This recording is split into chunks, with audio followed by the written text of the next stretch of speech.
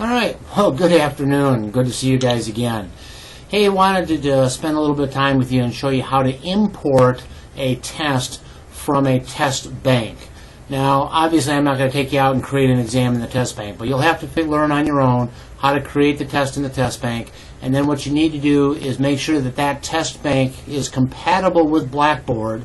And if it is, then you can export your test that you just created to another folder somewhere on your computer.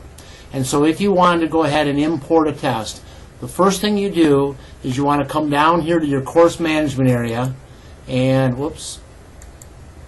find the course tools area.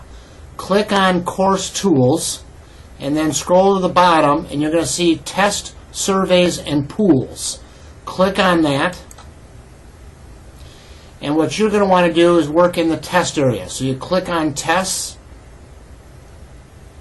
and it says, here are some tests that I have imported in the past. So what I would do is I would say import test. So I would click on import test, because the test I want to import isn't there. Now I need to browse my computer. So I need to know where that test is located. So I browse my computer, and I just happen to find these. These are some tests that I've exported in the past. You can see, that they're zip files. So we're going to pick one here, and we'll just click on that and hit open. Okay? And then that test is attached, and I submit that test. And really what this is doing is bringing the test over into Blackboard. So here it says the test import has been complete.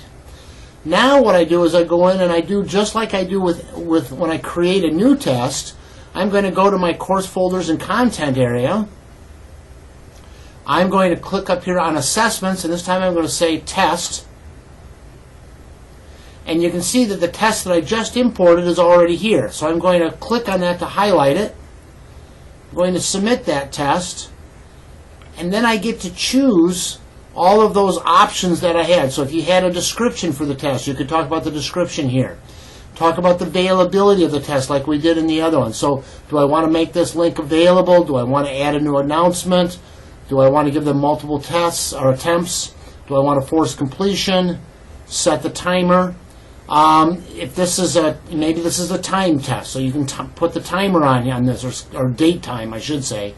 So you can say you want to display it after a particular day and time of the month, and that it's only displayed until a particular day and time of the month and time of day here.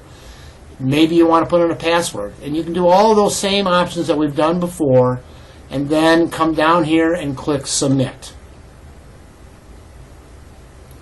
Now that I've done that, that test is right here and ready for me to work with.